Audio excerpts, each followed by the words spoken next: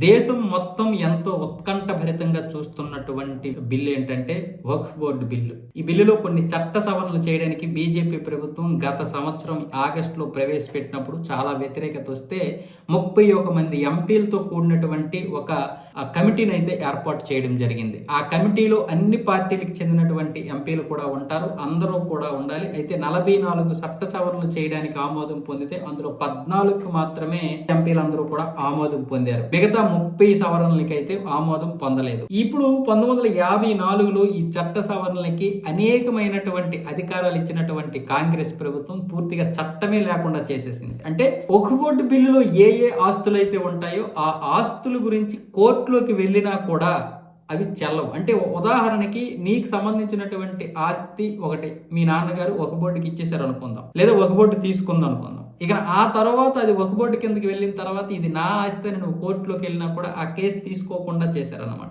ఇంత దారుణమైనటువంటి చట్టాలు బహుశా ఎక్కడ చేయకపోయి ఉంటారు. ఇదేం చట్టమో నాకు అర్థం కాలేదు. రాజ్యాంగబద్ధంగా నడుస్తున్నటువంటి ఈ దేశంలో, రాజ్యాంగబద్ధంగా నడవాలని మీరు కోరుకుంటున్నటువంటి ఈ దేశంలో ఒక చట్టమే లేకుండా చట్టం చేయడం ఏంటో నాకు అర్థం కాలేదు. అంటే ఇది ఈ వక్ఫ్ బోర్డు కిందకి వెళ్ళినటువంటి తమిళనాడులో 18 గ్రామాలు వక్ఫ్ బోర్డు కిందకి వెళ్ళిపోయాయి, కర్ణాటకలో కొన్ని, మొత్తం దేశం మొత్తం మీద కూడా చాలా ఆస్తులు ఉన్నాయి. ఇక పురాతనమైనటువంటి దేవాలయాలు కూడా ఈ వక్ఫ్ బోర్డు కిందకి వచ్చేసాయి. వీటి గురించి అడగడానికి లేదంట. కొంతమంది వ్యక్తిగతంగా వారి యొక్క ఆస్తులు కోల్పోయినా కూడా కోర్టులు సుమోటోగా కానీ కనీసం కంప్లైంట్ చేసినా కూడా, ఒక పిటిషన్ దాఖలు చేసినా కూడా తీసుకోవడానికి లేనటువంటి విధానాన్ని వీళ్ళు ప్రవేశపెట్టారంటే ఇది ఏం చట్టమో అర్థం కాలేదు. ఈ చట్ట సవరణలు చేయడానికి సగం మంది ముస్లిం పెద్దలు కూడా ఒప్పుకున్నారు. ఎందుకంటే వాళ్ళు ఉన్నతంగా భావించినటువంటి చాలా మంది ముస్లింస్ ఎవరైతే ఉన్నారో వీళ్ళందరూ కూడా దోచుకుంటున్నారు. పేద ముస్లింలకి, మిగతా వర్గానికి చెందినటువంటి ముస్లింలకి కూడా, ఇది ముఖ్యంగా షియా వర్గానికి చెందినటువంటి ముస్లింలకి ఈ వక్ఫ్ బోర్డు విషయంలో వాళ్ళకి చాలా అన్యాయం జరిగింది.